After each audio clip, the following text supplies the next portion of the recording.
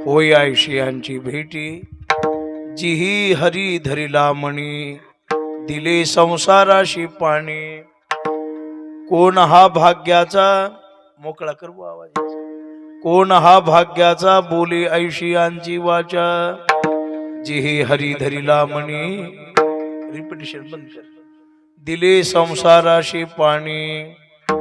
तुका म्हणे त्यांचे भेटी, तुका म्हणे त्यांचे भेटी, होय संसाराची तुटी, जिही हरी धरिला मणी, दिले संसाराशी पाणी. पांडुरंगा करू प्रथम नमन, करू प्रथम पांडुरंगा करू प्रथम नमन, करू प्रथम दुसरे चरणा संतांचिया, हरे चरणा संतांचिया, हरे चरणा संतांचिया. त्यांच्या कृपादाने कथेचा विस्तार, कृपादाने कथेचा त्यांच्या कृपादाने कथेचा विस्तार, कृपादाने कथेचा विस्तार. बाबाजी सद्गुरुदास तुका, बाबाजी सद्गुरुदास तुका, बाबाजी सद्गुरुदास तुका.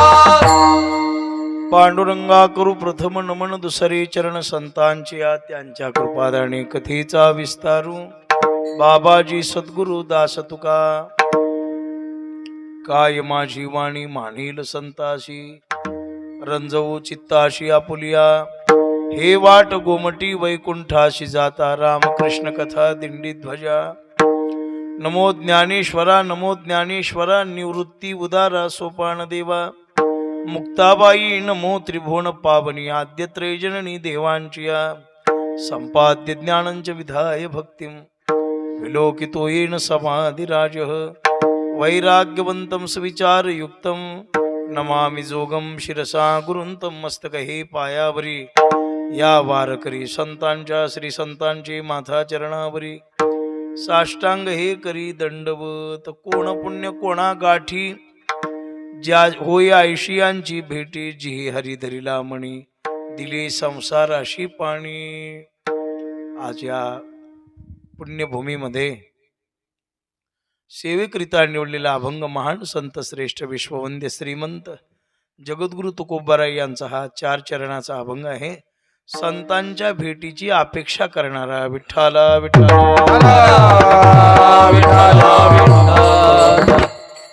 थोडासा परिहार तो म्हणजे असा, आज या पुण्यभूमीमध्ये देव दैफळ येते, हे तुळजाभवानी प्रतिष्ठान, आणि या प्रतिष्ठानामध्ये मागील स्थापना झाली तेव्हापासून शाकंभरी पौर्णिमेच्या शाकंभरी नवरात्र महोत्सव हा पौष मासातील, त्या निमित्तानं प्रतिवर्षाप्रमाणे याही वर्षी मोठ्या आनंदानं श्रद्धेनं या उत्सवाचा प्रारंभ झालेला आहे. शिवपुराण कथा, मा भगवती तुळजाभवानीचा दरबार आहे, शिवकथा आहे, कीर्तन भजन वारकरी संप्रदायाची उपासना या पुण्यभूमीमध्ये इथे होती आहे.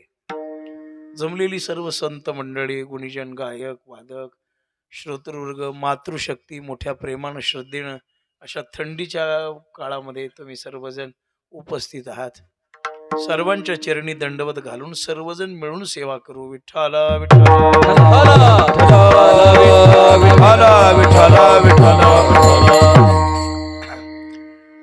आदिमाया शक्ती तुळजाभवानी माता आणि त्या मातेच्या कृपेनं हे डांगे परिवार आणि समस्त भाविक भक्त संत सज्जन, आमचे बाळासाहेब, आमचे रामदास काका आणि त्यांची सर्व परिवारातील मंडळी आणि तुम्ही सर्व त्यांना साथ देणारे सहकारी, आमचे हरिभक्तीपरायण उद्धव बुवा यांचा निरोप आला, म्हणले यांचा बाळासाहेबाचा कार्यक्रम आहे, म्हणलं मग एखादी सेवा या दिवशी येतो. मला आज तुमच्या दर्शनाचा योग आला. देव दैफळमध्ये खूप दिवसापूर्वी 2-3 वर्ष रामभाऊ नाही का, 3 वर्ष का 4 वर्ष पण कथा झालेली आहे, कीर्तनही झालेले आहेत. आणि पुन्हा नंतर बाळासाहेबाच्या निमित्ताने या एक उत्सवामध्ये 1-2 वर्ष मागे कार्यक्रम कीर्तन झालेलेच आहेत. आणि प्रेमाची सर्व मंडळी असल्यामुळे दरवर्षी बोलवतात. जशी जमेल तशी सेवा करण्याचा आपण प्रयत्न करत असतो. मानवी जीवनामध्ये सत्संगतीची फार मोठी आवश्यकता आहे बरं का. अन्न वस्त्र निवारा याची जेवढी जीवनामध्ये या मूलभूत गरजा आहेत, गरज वेगळी आणि आवश्यकता वेगळी. गरज असली काय नसली काय फारसं काही भागत नाही. माणसाला स्वेटर पाहिजे, स्वेटर गरज आहे, आवश्यकता नाही. स्वेटर काय आहे? गरज आहे. एखाद्या नसलं तरी भागतं. अन्न गरज आहे. न खाणारे लोक सुद्धा या जगतामध्ये आहेत. पाणी गरज आहे, निवारा गरज आहे, घराची गरज आहे. पण नसल्यावर काय करावं? तसं हरिनामाची आणि साधूच्या संगतीची आपल्या जीवनाला गरज नाही, आवश्यकता आहे. विठ्ठला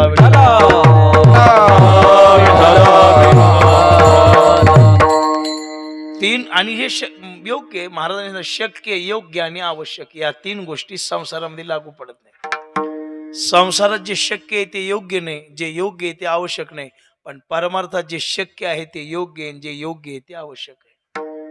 परमार्थ संसारामध्ये काही गोष्टी शक्य आहेत पण योग्य नाहीत, आणि काही योग्य आहेत तर आवश्यक नाही. आता तंबाखू खाणं शक्य आहे पण योग्य आहे का? नाही. बरं, योग्य आहे पण आवश्यक आहे का? नाही. एक जण मला म्हणू लागला, महाराज अहो म्हटलं तुम्हाला काय सांगावं, म्हटलं काय सांगा, माझ्याकडे औषध आहे. म्हटलं कसलाही साप चावलेला असू द्या, मी औषध दिल्याबरोबर ते विष उतरून जातं. बाबा शक्य आहे पण मला साप चावलेला नसल्यामुळे योग्य नाही, आणि त्याचा रोगी नसल्यामुळे त्याची आवश्यकता नाही. एक जण साड्यावाला आलो होतं, साड्यावाला उत्तरेश्वर बुवा, गट्ट घेऊनच आश्रमात आलं. ते साड्याचं गट्ट गावामध्ये फिरून आला असा बाळासाहेबासारखं आम्ही बाहेर आहोत.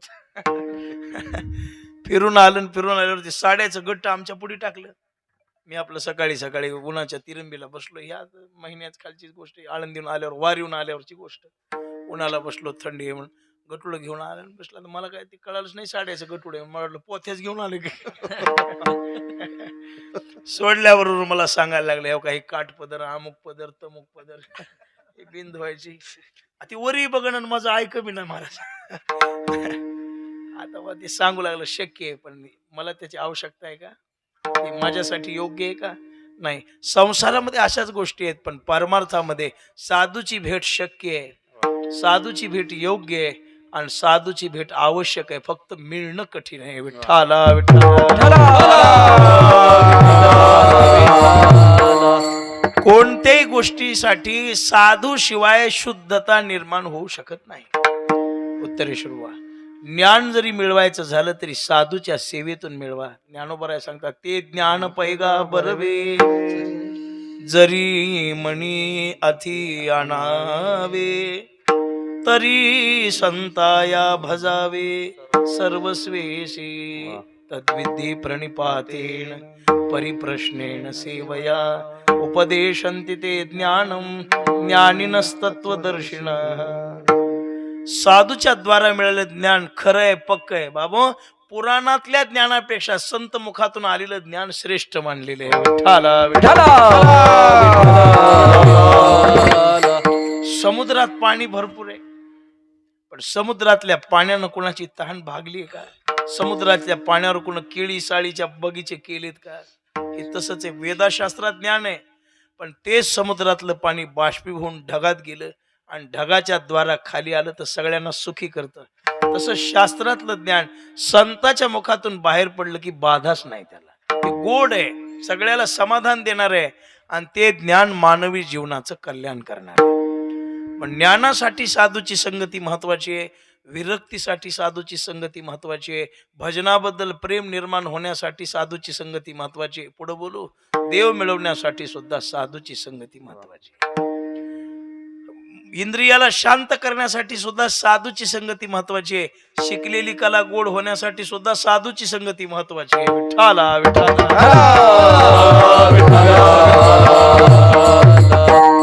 सत्संगतीशिवाय चित्त शुद्धी होऊ शकत नाही. पण सगळ्या देवांनी देवाकडे प्रार्थना करताना एवढीच केली, देवा आमच्या जीवनामध्ये काही नको आम्हाला, कारण साधूची संगती मिळाली की सर्व गोष्टी आपोआप मिळतात. बाकीच्या गोष्टी सर्व मिळून साधूची संगती प्राप्त होत नाही. काय होत नाही? अवघड आहे. ते एक सुभाषित आहे, शैले शैलेन माणिक्यम. थोडं माईक माग सारा महाराज. मौक्तिकम न गजे गजे साधो नैव सर्वत्र चंदनम न वने वने. मला काही सगळा अर्थ सांगता येते पण दोन याचा सांगतो आपल्या तुकड्याचा. कोणत्याही डोंगरावर चंदन नाही आणि कोण्याही गावात साधू नाही. महाराज गावगाव येतो साधू गावगाव नाही. विठ्ठला विठ्ठला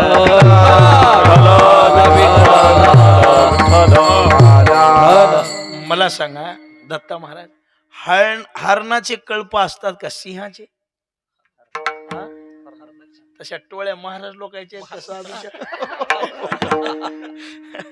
साधूच्या नाही. साधू एखादाच आहे. विरळा पावे विरळा पावे विरळा पावे विरळा पावे विरळा पावे विरळा पावे विरळा पावे विरळा पावे अवघड गोवे शेवटीचे अवघड गोवे शेवटीचे विरळा पावे विरळा पावे विरळा पावे विरळा पावे अवघड गोवे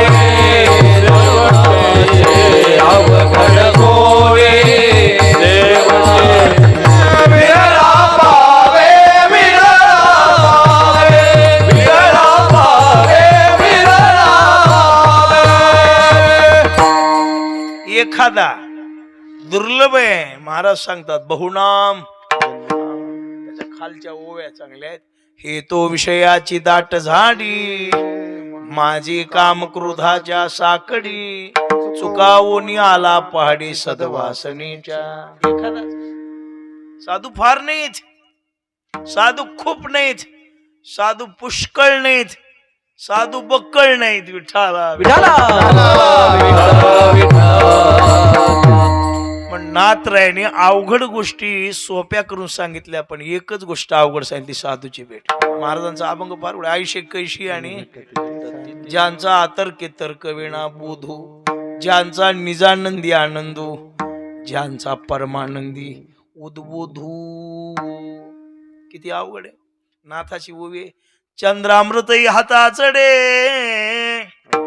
व्याघ्र सिंहाचे दूध जोडे हरिप्रियाची भेटी नातुडे हे दुर्लभ भाग्य गाडे मनुष्य देही. चंद्र अमृत सुखे सेवावेला चंद्रामृत सुखे सेवावेला सदा तारवी धरवेला हस्तदातारवी धरवेला पाया हेरा सागर तरवेला पाया हेला धरवेला करत्या साधूची भेटी न होईल गा हरिया साधूची भेटी होईला कैसी आने बेटा तिथे साधू ऐसे कैसी आने बेटा तिथे साधू ऐसे कैसी आने भेट देते साधू ऐसे कैसी आने भेट देते